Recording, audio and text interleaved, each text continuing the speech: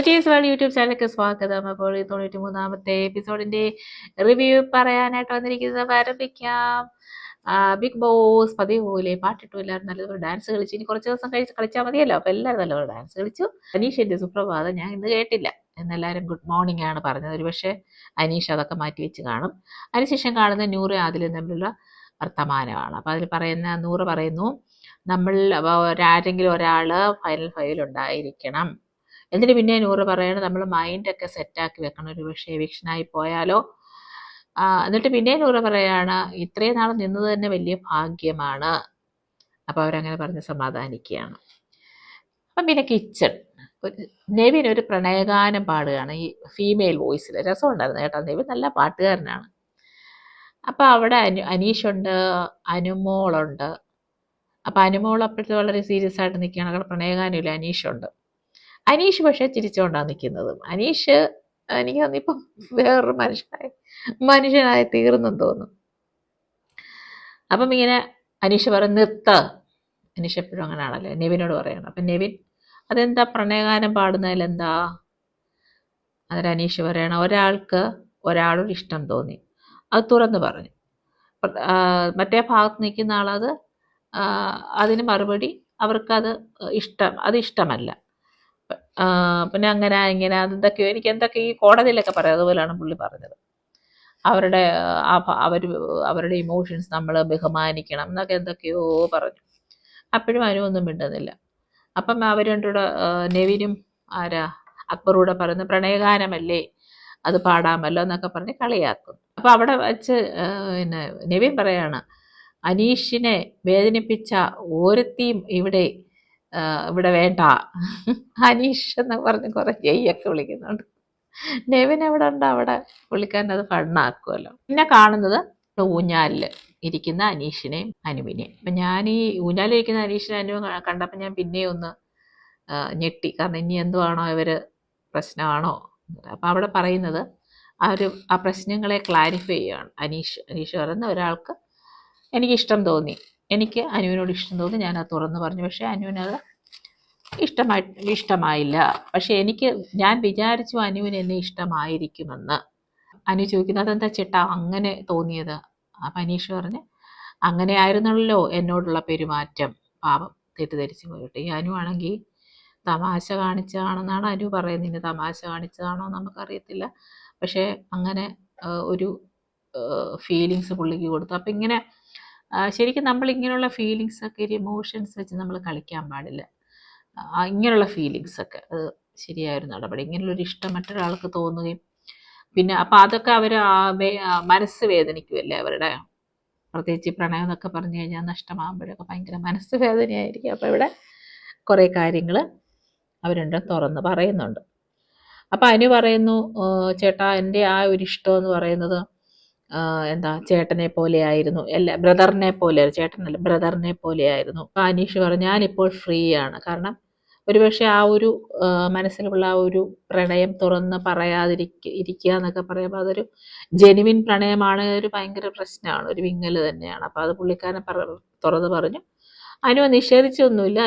അനു പറഞ്ഞു എനിക്ക് താല്പര്യമില്ല എന്ന് പറഞ്ഞില്ല, പക്ഷെ പറയാതെ പറഞ്ഞു. അപ്പം അനീഷ് പറയാണ് ഇപ്പം ഞാൻ ഫ്രീ ആണ്. എന്നിട്ട് ഇത് പറഞ്ഞതിന് ശേഷം അനീഷ് എഴുന്നേറ്റ് അനുവിന് കൈ കൊടുത്ത് ആ കോൺവെർസേഷൻ അവസാനിപ്പിച്ചു. അപ്പം അനുമോള് പിന്നെയും കുത്തിപ്പോക്കാണ്. അനുമോള് പറയുന്നത് ആദിലയോടും നൂറയോടും അയ്യോ അനീഷേട്ട ഇവിടെ വന്നിരുന്നപ്പോൾ അത് അനീഷിന് വേറെ എന്തൊക്കെയോ പ്രതീക്ഷിക്കുന്നത് പോലെ തോന്നി. അതൊക്കെ ചുമ്മാതാ, പുള്ളിക്കൊരു പ്രതീക്ഷയില്ല, പുള്ളി ഇത് പറയാൻ വേണ്ടി വന്നതാണ്. അങ്ങനെ ഞാൻ പറഞ്ഞു, അത് ഞാൻ അങ്ങനെ തെറ്റ് ചെയ്തിട്ടുണ്ടെങ്കിൽ ക്ഷമിക്കണം എന്നൊക്കെ പറയാൻ വേണ്ടി അത് ക്ലാരിഫൈ ചെയ്ത് തീർത്ത് പുള്ളി പോയതാണ്, കൈ കൊടുത്ത് പോയതാണ്. അപ്പം അത് പിന്നെ അങ്ങനെ ടോക്കിൻ്റെ സത്യം പറഞ്ഞാൽ ആവശ്യമില്ല. അനീഷേട്ടൻ എന്നോട് എൻ്റെ ഭാഗത്തു നിന്ന് തെറ്റെന്തെങ്കിലും വന്നിട്ടുണ്ടെങ്കിൽ ക്ഷമിക്കൂ എന്ന് പറഞ്ഞപ്പോൾ എനിക്ക് വിഷമം തോന്നി. ഞാനും എന്തൊക്കെയാണോ പറയുന്നത് എനിക്കൊരു പിടിയില്ല. അപ്പം പുള്ളിക്കാരി ഒരു സ്റ്റേറ്റ്മെൻ്റ് ഇറക്കുകയാണ്, കുറച്ചൊക്കെ എനിക്ക് ആണുങ്ങളുടെ മനസ്സ് മനസ്സിലാക്കാൻ പറ്റും. അതെങ്ങനെയാ ആണുങ്ങളുടെ മനസ്സ് മനസ്സിലാക്കാൻ പറ്റുന്നത്? എനിക്കറിയില്ല, പ്രത്യേക പഠനം വല്ല നടത്തിയോ? പിന്നെ പുള്ളിക്കാരൻ പറഞ്ഞാൽ ഇങ്ങനെ ഒരു ഒരു പെണ്ണിനോട് ഇഷ്ടം പറഞ്ഞെങ്കിൽ അത് ആള് അലീഷിനെ പോലെയുള്ള ഒരാളാണെങ്കിൽ അത് കുറച്ച് നാൾ ആ മനസ്സിൽ ആ ഒരു വേദന കിടക്കും എന്ന് പറഞ്ഞാൽ പിന്നെ അത് മറക്കത്തില്ലെന്ന്. ഇവിടെ ഇപ്പം എന്നെ കണ്ടോണ്ടിരിക്കുവല്ലേ, അപ്പം എന്നെ അനീഷേട്ടൻ എങ്ങനെ മറക്കും? പുള്ളിക്കാരി എന്തൊക്കെയോ പറയും. ഇതൊക്കെ അറിഞ്ഞുകൊണ്ട് പറയുവാണോ അറിയാതെ പറയുവാണോ എന്തോ.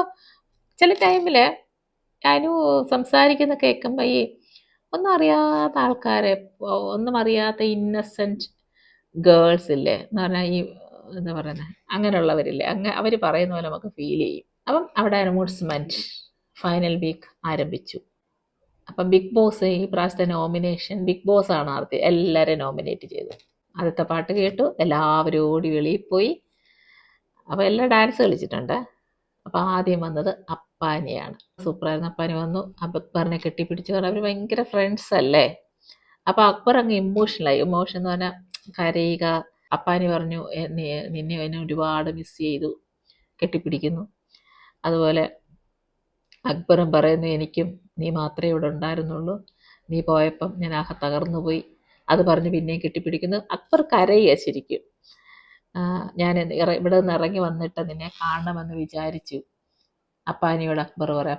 അപ്പാനി പറഞ്ഞു, നീ അങ്ങനെ വിചാരിക്കരുത്, ഇപ്പം ഇറങ്ങി വരണ്ട, ഇതെല്ലാം കഴിഞ്ഞിട്ട് വന്നാൽ മതി. ഇത് തമാശ പറയുന്നു.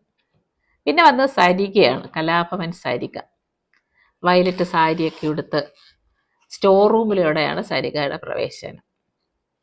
കൊള്ളായിരുന്നു. സരിക നേരത്തെ മുതലേ ഒരു പത്രാസൊന്നും ഇല്ലാത്തൊരു കുട്ടിയാണ്, ഒരു പെണ്ണാണ്. സരിക ഉള്ളതുപോലെ പറയുകയും എനിക്കിഷ്ടമുള്ള ഒരാളാണ് സരിക. പിന്നെ ശാരിക വന്ന് കൺഫെഷൻ റൂമിൽ കൂടെയാണ് ശാരിക വന്നത്. ശാരിക പണ്ട പ്രൗഡ് തന്നെ. ശാരികയൊക്കെ നേരത്തെ കണ്ടപ്പോൾ ഞാൻ വിചാരിച്ചത് ഭയങ്കര ആരോടും മിണ്ടത്തില്ല, ഭയങ്കര സ്വഭാവം. പക്ഷെ അത് പാവപ്പെട്ട ഒരു പെണ്ണാണ് ശാരിക.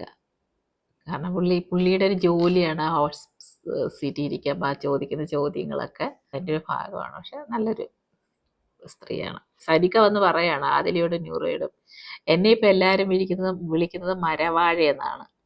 അതെനിക്ക് തോന്നുന്നു ആദില തോന്നുന്നു ഫസ്റ്റ് അങ്ങനെ വിളിച്ചത്. കാരണം സരിക ഇവിടെ വലിയ കാര്യങ്ങളൊന്നും ചെയ്തില്ലല്ലോ. പിന്നെ സരിക പറഞ്ഞത്, ഇപ്പം 100% ആൾക്കാരും എന്നെ തിരിച്ചറിഞ്ഞു ഈ ബിഗ് ബോസ് മുഖാന്തരം. പിന്നെ വന്നത് ശൈത്യ ബിൻസി രഞ്ജിത്ത്. ശൈത്യ ബിൻസി രഞ്ജിത്ത് പ്രധാന വാതിൽ കൂടെയാണ് വന്നത്. എല്ലാവരും ഓടിച്ചെന്ന് കെട്ടിപ്പിടിക്കുന്നു. അപ്പോൾ ഈ കൂട്ടുകാർ തമ്മിലുണ്ടല്ലോ, കൂട്ടുകാരുണ്ട് എപ്പോഴും അങ്ങോട്ടും ഇങ്ങോട്ടും. എന്തായാലും ഒരാളോട് നമുക്കൊരു ബോണ്ട് കാണുമല്ലോ എല്ലാവർക്കും. അപ്പോൾ അവരെല്ലാം കൂടെ ഫസ്റ്റ് കാണുമ്പോഴേ കെട്ടിപ്പിടിക്കുന്നു, ഉമ്മ വെക്കുന്നു, ഭയങ്കര ബഹളം. നെവിനെ കൂടെ കടന്ന് വിളിച്ചാടുന്നു. അപ്പം നല്ല രസമായിരുന്നു. ഈ രഞ്ജിത്തില്ലേ വന്നുടനെ അങ്ങ് അനീഷിനോട് മറ്റേ അനുവിൻ്റെ കാര്യം പറയുകയാണ്. അപ്പം അതെനിക്കൊരു ഓക്വേർഡായിട്ട് തോന്നി. ശരിക്കും അതിൻ്റെ ആവശ്യമില്ലല്ലോ, അതൊരു ഹൗസിൽ നടന്നൊരു കാര്യം എന്നുള്ളത് അതൊരു പ്രധാന ഇമ്പോർട്ടൻ്റ് കാര്യമായിട്ട് വന്ന് പറയേണ്ട കാര്യമൊന്നുമില്ല. വേറെ എന്തെല്ലാം കാര്യങ്ങൾ പറയാം, സുഖമാണോ എന്ന് ചോദിക്കാം, വേറെ എന്തെല്ലാം കാര്യങ്ങൾ ചോദിക്കാം. വന്ന ഉടനെ അനീഷിനെ ഇങ്ങനെ കുത്തി അനുമോളുടെ കാര്യം ചോദിക്കുന്നു, പ്രണയം തുറന്ന് പറഞ്ഞു എന്നൊക്കെ. എന്താ അനീഷ് പാവം കേട്ടോ, ഇങ്ങനെ വളരെ സൗമ്യനായിട്ട് അതെല്ലാം കേട്ടു. പിന്നെ കുറച്ച് എല്ലാത്തിൻ്റെ മറുപടി അനീഷ് പറയുന്നുണ്ട്. അതെനിക്കൊരു അത്ര ഇഷ്ടമായിട്ട് തോന്നില്ല. പിന്നെ രഞ്ജിത്ത് പറഞ്ഞത്, കൃഷിക്കാരനല്ലേ വിത്തിടാമെന്ന് വിചാരിച്ചോ? അതൊക്കെ എന്തൊരു വർത്തമാനമാണ്. അത് നല്ലതല്ല. ഞാൻ അതിനോട് യോജിക്കുന്നില്ല. അത് നല്ലൊരു ചോദ്യമല്ല. പിന്നെ അനുമോൾ കളിപ്പിക്കുകയായിരുന്നോ? അനീഷിനോട് ചോദിക്കുക. അത് ആ ചാപ്റ്റർ ഒരാൾക്ക് ഒരു ഇഷ്ടം തോന്നിയെന്ന് പറഞ്ഞിട്ട് അത് വലിയ കുറ്റമാണോ? എനിക്കറിയില്ല. അങ്ങനെ ചോദിക്കുന്നത് കുറ്റമാണോ? അതൊന്നും കുറ്റമായിട്ടൊന്നുമില്ല. അത് ജെനുവിനായിട്ടല്ലേ ചോദിച്ചത്. കാരണം ഇതൊരു ആരംഭത്തിലൊന്നുമല്ല. ആരംഭത്തിലാണെങ്കിൽ ഇതൊരു ഗെയിം പ്ലാൻ എന്നൊക്കെ പറയാം സ്റ്റാർട്ട്. ഇതിപ്പം 8 ദിവസമേ ഉള്ളൂ. 8 ദിവസത്തിൽ അങ്ങനെ ഒരു ഫീലിംഗ് വന്നു. പുള്ളിക്കാരൻ ചോദിച്ചു. അനുവിന് അത് സമ്മതിക്കാൻ പറ്റത്തില്ല. അത് അനുവിൻ്റെ കാര്യം പറഞ്ഞു. അതിനൊരു വലിയ കാര്യമായിട്ടൊന്നും നമുക്ക് ചിന്തിക്കാനില്ല. അത് അവരുടെ ജീവിത കാര്യങ്ങളല്ലേ. അതിന് അത് നമ്മൾ എടുത്ത് റെഫർ ചെയ്ത് അത് പറയേണ്ട കാര്യങ്ങളില്ല. അപ്പം പിന്നെയും മനീഷ് പറയുന്നു, ആ ചാപ്റ്റർ ക്ലോസ് ചെയ്തു, അത് കുത്തിപ്പൊക്കാൻ താല്പര്യമില്ല. പിന്നെ എല്ലാവരും കൂടെ ചർച്ചയാണ്. ശൈത്യക്ക് വഴിക്ക്, ബിൻസി വഴിക്ക്, സരിക വഴിക്ക്. അവിടെ നിന്ന് ശാരികയില്ല. ഇവരെല്ലാം കൂടെ പഴയ കാര്യങ്ങൾ കുത്തിപ്പൊക്കി ഭയങ്കര ബഹളം. ശൈത്യ അനു കട്ടപ്പ എന്ന് വിളിച്ചതിൻ്റെ റീസൺ ചോദിക്കുന്നു. അപ്പം അനു പറഞ്ഞ് എനിക്ക് പറയാൻ താല്പര്യമില്ല, അങ്ങനെ ഇങ്ങനെ, പിന്നെ പഴയ കാര്യങ്ങളും ഇപ്പം നടന്ന കാര്യങ്ങളും എനിക്ക് വേണ്ട. ഭയങ്കര വഴക്ക്. ശൈത്യ അങ്ങ് റേസായി, ഭയങ്കര വഴക്ക്. അപ്പം ശൈത്യ പറയുന്നത് വെളിയിൽ ഇത് ഭയങ്കര പ്രശ്നമാണ്, അനുവിൻ്റെ പി ആർ വഴക്കുണ്ടാക്കുന്നോ എൻ്റെ പി ആർ വഴക്കുണ്ടാക്കുന്നോ എനിക്കറിയാമെന്ന് മനസ്സിലായില്ല. കുറേ കാര്യങ്ങൾ അങ്ങനെ പറയുന്നു. അപ്പം എനിക്ക് തോന്നിയത് ഇവരിത് വഴക്കുണ്ടാക്കാനാണോ ഇങ്ങോട്ട് വന്നത്? ഇനിയൊരു 7 ദിവസമുണ്ട്, വഴക്കുണ്ടാക്കാനാണോ വന്നത്? ഇവർ സമാധാനമായിട്ട് കളിച്ച് ആരെങ്കിലും വിന്നറായി പോയിക്കോട്ടെ. ഏതായാലും ഇവർ പോയവരല്ലേ. അപ്പോൾ ഇവരിങ്ങോട്ട് വന്ന് ഇതിപ്പോൾ ക്ലാരിറ്റി വരുത്തേണ്ട കാര്യമൊന്നുമില്ല. വെളിയിറങ്ങിയാലും ക്ലാരിറ്റി വരുത്താമല്ലോ. അപ്പം അതൊരു എന്താ പറയുന്നത്, ഇത് കൽപ്പിച്ചു കൂട്ടി വന്നതുപോലെ എനിക്ക് ഫീൽ ചെയ്തു. ഇവരെല്ലാവരുടെ അനുവിനെ വളഞ്ഞിട്ട് ആക്രമിക്കുമായിരുന്നു. ബിൻസി പറഞ്ഞൊരു കാര്യം, അനുവിൻ്റെ ഒരു സെൻറ്റൻസ് മുഖാന്തരം വെളിയിൽ ഞാനും കുറച്ചൊക്കെ കാര്യങ്ങൾ കേൾക്കാനിടയായി. അതെന്തുകൊണ്ടാണ് അങ്ങനെ പറഞ്ഞതെന്ന് അനുവിനോട് ചോദിക്കുമ്പോൾ അനു പറയാണ്, എനിക്കങ്ങനെ തോന്നി. ആഹാ. അപ്പം ബിൻസി ചോദിക്കുന്നത്, എന്താ അങ്ങനെ തോന്നിയത്? അത് നിങ്ങൾ നല്ല ഫ്രണ്ട്സ് ആയിരിക്കും, പക്ഷെ ഞാൻ നോക്കിയപ്പോൾ എനിക്കങ്ങനെ തോന്നി. പിന്നെ അനു പറയുന്നത്, ഞാൻ പറഞ്ഞ കാര്യങ്ങളെല്ലാം 100% ശരിയാണ്, നടക്കാത്ത കാര്യങ്ങളല്ല പറഞ്ഞത്, അങ്ങനെ ഇങ്ങനെ. അപ്പോൾ പുള്ളി പറയുന്ന എല്ലാം ശരിയാണെന്നാണ് പറയുന്നത്. അപ്പം ആര്യൻ്റെയും ജിസേലിൻ്റെയും കാര്യമൊക്കെ പറഞ്ഞത് ശരിയാണെന്നാണ് പുള്ളി പറയുന്നത്. അപ്പം ബിൻസി പിന്നെയും ചോദിക്കുന്നു, അങ്ങനെയാണെങ്കിൽ അപ്പാനിയുടെ കാര്യം നിങ്ങൾ പറഞ്ഞതും ശരിയാണെന്നല്ലേ അതിൻ്റെ അർത്ഥം? അപ്പോഴും പുള്ളിക്കാരി പറഞ്ഞ്, എനിക്കങ്ങനെ തോന്നി. എന്താ കഥ. അപ്പം അങ്ങനെയല്ല, അങ്ങനെ കുറേ എപ്പിസോഡ് കുറേ ഇങ്ങനെ പോകുന്നുണ്ട് അനുവായിട്ടുള്ള പ്രശ്നം. അപ്പം അനു പിന്നെ ഊഞ്ഞാലിൽ ഒറ്റയ്ക്ക് ഇങ്ങനെ ആടുക. മറ്റെല്ലാവരും ഒരു ഗ്രൂപ്പ്, അനു മാത്രം ഒരു ഗ്രൂപ്പ്. അതിലെ നൂറൊക്കെ ആ ഗ്രൂപ്പിൻ്റെ കൂടെ ചേർന്നു. അപ്പം അവിടെ നിന്നോട് എല്ലാവരും ഈ അനുവിനെ കുറ്റം പറയുക ഉറക്കെ, അനുവിൻ്റെ കേക്ക് തന്നെ. അപ്പം അനു അതിനെല്ലാം ഡിഫെൻഡ് ചെയ്യുക. ഞാൻ വെച്ചിട്ട് കരയും അത്, പക്ഷേ ഇന്ന് കരഞ്ഞില്ല. പുള്ളി ഭയങ്കര ധൈര്യത്തോടെ അതിനെല്ലാം നേരിടുന്നുണ്ട്. കുറച്ച് കഴിഞ്ഞ് നോക്കിയപ്പോൾ രഞ്ജിത്ത് എന്തൊക്കെയോ പറയുന്നു. പിന്നെ എല്ലാവരും അങ്ങോട്ടും ഇങ്ങോട്ടും അപ്പാനി എന്തോ ഇരുന്ന് എന്തൊക്കെയോ പറയുന്നത് എന്തായാലും. അപ്പം അതിനു മുമ്പേ ഫസ്റ്റ് ബിൻസി വന്നിറങ്ങിയപ്പോഴേ ബിൻസി പറഞ്ഞ് അവിടുന്നോട് പറഞ്ഞു, എനിക്ക് അനുവിനെ നോക്കി കുറേ കാര്യങ്ങൾ പറയാനുണ്ട്. അതുപോലെ ഷാനവാസും മീശ പിരിച്ചുകൊണ്ടൊക്കെ നിൽക്കുകയാണ്, കള്ളനാണ്. അപ്പം ഈ ഷാനവാസും അനുവും കൂടാണ് ഈ അപ്പാനിയുടെ കാര്യം കുത്തിപ്പൊക്കിയത്. ശരിക്കും അങ്ങനെയൊന്നും ഇല്ലായിരുന്നു. അപ്പം അത് വെറുതെ ഒരു കാര്യം ഇറക്കിയത്. അപ്പം ഇവരൊന്നും മനസ്സിലാക്കുന്നില്ല, വെളിയിൽ നമുക്ക് കുടുംബമൊക്കെ ഇല്ലേ. അപ്പം എല്ലാവർക്കും കുടുംബങ്ങളുണ്ട്. ഇതിനെയൊക്കെ ബാധിക്കുന്ന കേസുകളല്ലേ നമ്മളിങ്ങനെ ഓരോ കാര്യങ്ങളൊക്കെ പറയുമ്പോൾ. അപ്പം അതാണ് അവരുടെ പേടി. നമുക്ക് എൻഗേജ്മെൻറ്റ് നടത്തി കൊടുത്താലോ അനുവിൻ്റെയും അനീഷിൻ്റെയും അങ്ങനെ ഒരു ആഗ്രഹമുണ്ടെങ്കിൽ, മറ്റുള്ളവർക്കെല്ലാം ധൃതി. പിന്നെ ശൈത്യ പ്രോബ്ലം, ഒരാളുടെ ഇമോഷൻ വെച്ച് കളിക്കരുത് എന്ന് പറഞ്ഞാൽ അനുവിനോട് പറയണം. കാരണം എനിക്ക് വെളിയിൽ നിന്ന് ഇത് കണ്ട സമയത്ത് എനിക്ക് അങ്ങനെ ഫീൽ ചെയ്തിട്ടുണ്ട്. അനു ഇമോഷൻസ് വെച്ച് കളിച്ചു എന്നാണ് ശൈത്യ പറയുന്നത്. ഈ അനീഷിൻ്റെ കേസാണ്. അപ്പോൾ അവിടെ ഷാനവാസും ശൈത്യയും കൂടെ സംഭാഷണം ഈ സെയിം അനുവിൻ്റെ കാര്യമാണ്. അപ്പോൾ എല്ലാവരും ഫോക്കസ് ചെയ്യുന്ന അനുവിനെയാണ്. അത് ഷാനവാസ് പറയുന്നു, ഇങ്ങനൊരു കാര്യം നടന്ന ടൈമിൽ ഇങ്ങനെ ഇല്ല എന്നുള്ള ഒരാളാണെങ്കിൽ എന്ത് ചെയ്ത് കേൾക്കുമ്പോഴേ അതവിടെ സ്റ്റോപ്പ് ചെയ്യും, പിന്നെ അത് ചർച്ചയാക്കാൻ താല്പര്യപ്പെടാറില്ല. പക്ഷെ അനുവിൻ്റെ കേസ് അങ്ങനെയല്ല. അനു പിന്നെ അത് ചർച്ചയാക്കി. അനു ലാലേട്ടൻ്റെ എപ്പിസോഡിൽ അത് ചർച്ചയാകണമെന്ന് ആഗ്രഹിച്ചു വന്നു. പിന്നെയും ഇത് ഇന്നലെയും ഇത് കഴിഞ്ഞ എപ്പിസോഡിലും ഷാനവാസ് ഇതേ കാര്യം പറഞ്ഞാണ് ഇന്നും അത് തന്നെ ശൈത്യയോടൊക്കെ പറയുന്നു. ഈ രഞ്ജിത്ത് വന്നിട്ട് അനുമോളോട് പറയുകയാണ്, എനിക്കൊരു ബിഗ് ബോസ് ഒരു സീക്രട്ട് ടാസ്ക് തന്നിട്ടുണ്ട്. അപ്പോൾ അതെന്നെ സാരി ഉടുപ്പിക്കാൻ, ഷിഫോൺ സാരി ആയിരിക്കണം, ഇങ്ങനെ ഒഴുകി കിടക്കണം, 2 മണിക്കൂർ എന്നെ സാരി ഉടുപ്പിച്ച് നിർത്തണമെന്നൊക്കെ പറയുന്നത്. ഉള്ളതാണോ കള്ളമാണോ നമുക്കറിയത്തില്ല. പക്ഷേ ഇച്ചിരി കുറച്ച് കഴിഞ്ഞപ്പോൾ അതിൽ കൂടി ഇങ്ങനെ പോകുന്നുണ്ട് ചുമന്ന സാരി കൊടുത്ത്.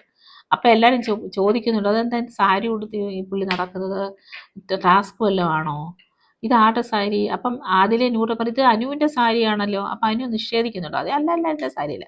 പക്ഷെ പിന്നെ ഉടനെ തന്നെ അനു പറയുന്നത് സീക്രട്ട് ടാസ്ക്കാണ്, ബിഗ് ബോസ് പുള്ളിക്ക് കൊടുത്ത ടാസ്ക്കാണ്, അത് ഞാൻ ഉടുപ്പിച്ചതെന്നൊക്കെ പറയുന്നത്. ഉള്ളതാണ്, അത് അനൗൺസ്മെൻ്റ് ഒന്നും വന്നില്ല, ടാസ്ക് അത് ഉള്ളതാണ്, നമുക്കറിയത്തില്ല. അനു പറയുകയാണ് ബിൻസിയോടും പിന്നെ മറ്റേ സരിക അവരൊക്കെ ഇരിക്കുക. അപ്പോൾ അവരോട് പറയാണ് അത് ഷാനവാസ് ഒറ്റയ്ക്കിരിക്കുമ്പോൾ വന്ന് കുടിച്ചോ കഴിച്ചോ എന്നൊക്കെ ചോദിക്കുന്നത് വെറുതെയാണ്, ആ കളിയും ചിരിയൊക്കെ ഫേക്കാണ്, ഷാനവാസ് ഒരു വൃത്തികെട്ടവനാണ്.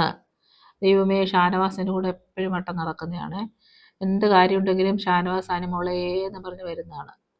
അപ്പം ഇപ്പം പറയാണ് ഷാനവാസ് വൃത്തികെട്ടവനാണ്. അപ്പം ബിൻസി ചോദിക്കും നിങ്ങൾ എത്ര നാളായി പിണങ്ങിയിട്ട്? അപ്പോൾ അനു പറയുന്നത് ലാസ്റ്റ് പിന്നെ ലാലേട്ടൻ വന്ന എപ്പിസോഡിൽ, അന്നാണ് എനിക്ക് ഷാനവാസിൻ്റെ സ്വഭാവം ശരിക്കും മനസ്സിലായതെന്നൊക്കെ അനുമോൾ പറയുന്നത്. അപ്പം ഇവർ ഈ അങ്ങോട്ടും ഇങ്ങോട്ടും കാണിക്കുന്ന ഈ സ്നേഹമൊക്കെ വെറുതെയാണ്. അത് ഉള്ളിൽ നിന്ന് വന്നതൊന്നുമല്ല, വെറുതെ അപ്പം അങ്ങനെ വെറുതെ അങ്ങനെ കാണിക്കാൻ പറ്റും എനിക്ക് അറിഞ്ഞുകൂടാ. പിന്നെ അനു പറയുന്നു ഇവിടുത്തെ ഏറ്റവും എനിക്ക് ഇഷ്ടമില്ലാത്ത ഒരാളായിരുന്നു അക്ബർ. പക്ഷെ അക്ബർ ഷാനവാസിനേക്കാൾ എത്രയോ ഭേദമാണെന്ന് പറയുന്നു. കാര്യങ്ങൾ പോയപ്പോൾ ഇനി 7 ദിവസം കഴിയുമ്പം ഇത് വേറെ ഒപ്പീനിയൻ ആവും. പിന്നെ അനീഷും ശൈത്യം തമ്മിൽ സംഭാഷണം എന്തുവാ പറഞ്ഞ് നമുക്കറിയത്തില്ല. പിന്നെയും പ്രശ്നാനുമായിട്ട് എന്താണ് എന്നെ ബാക്ക് സ്റ്റാബ് ചെയ്തു എന്ന് പറയുന്നത്. അപ്പോൾ അവിടെ അതിന് മറുപടി ഒന്നും പറയുന്നില്ല. അപ്പോൾ അത് പിന്നെ അത് പറഞ്ഞ് ഭയങ്കര പ്രശ്നം. പിന്നെ ശൈത്യ പറയുന്നത് ആ സമയങ്ങളിലൊക്കെ ഞാൻ എൻ്റെ ഫ്രണ്ട് എന്ന നിലയിൽ എന്നോട് ചോദിക്കാമായിരുന്നു, എന്നോട് പറയാമായിരുന്നു. അതൊക്കെ കഴിഞ്ഞ കാര്യങ്ങളല്ലേ, ഇനിയിപ്പോൾ പുതിയ കാര്യങ്ങളല്ലേ. അവർ 7 ദിവസം നിന്നിട്ട് അവർ വെളിയിറങ്ങട്ടെ. അപ്പോൾ ഇപ്പം അതൊന്നും പറഞ്ഞ് വഴക്കുണ്ടാക്കേണ്ട ആവശ്യമില്ല. ശൈത്യ കരയുന്നു, ശൈത്യ എന്തൊക്കെയോ പറയുന്നു. ഈ ശൈത്യ കുറേ നാൾ ഇവിടെ ഈ വീട്ടിൽ നിന്നപ്പോൾ ഞാൻ പുള്ളിക്കാരുടെ സംസാരമേ കേട്ടിട്ടില്ല. എപ്പോഴും സൈലൻ്റായിട്ട് അനുവിൻ്റെ ഒരു നിഴലായിട്ട് ഇങ്ങനെ നടക്കുന്ന ശൈത്യം ഞാൻ കണ്ടിട്ടുള്ളൂ. പക്ഷെ ഇന്ന് ആ കുറച്ച് നേരം കൊണ്ട് ശൈത്യ അവിടെ പുള്ളിയുടെ സ്പേസ് ഉണ്ടാക്കി. ഭയങ്കര വർത്താനം, അനുവിനെ ഭയങ്കര ദേഷ്യം, കരച്ചിൽ, അതാ ഇതാ എന്തൊക്കെയോ പറഞ്ഞു. ഈ ഒരു എപ്പിസോഡ് അങ്ങ് അവസാനിച്ചു. അപ്പോൾ ഇന്നത്തെ എപ്പിസോഡിൽ കാര്യമായിട്ടൊന്നും ഇല്ലായിരുന്നു. ഓക്കെ, ഒരു കാര്യമില്ലായിരുന്നു. ചുമ്മാ ഒരു എപ്പിസോഡ്, കുറേ പേര് വന്നു, അവിടെ വഴക്ക് പോലെ ഉണ്ടായി. സാധാരണ ഇങ്ങനെയൊക്കെ വരുമ്പോൾ ഭയങ്കര സന്തോഷമല്ലേ. വലിയ ആൾക്കാർ ഇവരുടെ ലാസ്റ്റ് ടൈം വരുമ്പോൾ അവരെല്ലാം കൂടെ സന്തോഷമാവും. ആഹാരം കഴിക്കുന്നു, അത് കഴിക്കുന്നു, ഇത് കഴിക്കുന്നു. അപ്പം ഇനി ആഹാരമൊന്നും കഴിക്കുന്നത് കാണിച്ചില്ല. ഇനി ചിലപ്പോൾ അത് കഴിഞ്ഞിട്ടായിരിക്കും അടുത്ത എപ്പിസോഡിലായിരിക്കും ആഹാരമൊക്കെ കഴിക്കുന്നത് കാണിച്ചത്. പക്ഷെ ആ കുറച്ച് കാണിച്ചതല്ല, വഴക്കായിരുന്നു. ശൈത്യ, അനു, ബിൻസി അവരുടെയൊക്കെ ഒരു കഴിഞ്ഞകാല ജീവിതത്തെ ഇങ്ങനെ ചകഞ്ഞ് വഴക്കുണ്ടാക്കുമായിരുന്നു. അപ്പോൾ അതായിരുന്നു ഇന്നത്തെ എപ്പിസോഡ്. എനിക്ക് ഇന്നത്തെ എപ്പിസോഡ് വലിയ സന്തോഷമായിട്ടൊന്നും തോന്നിയില്ല. ഒന്നും പറയാനുമില്ല, ഒന്നും കാണിക്കാനുമില്ല, വെറുതെ ഒരു എപ്പിസോഡ്. ഓക്കെ, അപ്പോൾ ഈ ചാനൽ ഇഷ്ടപ്പെട്ടെങ്കിൽ ലൈക്ക് ചെയ്യുക, കമൻറ്റ് ചെയ്യുക, സബ്സ്ക്രൈബ് ചെയ്യുക. ബൈ.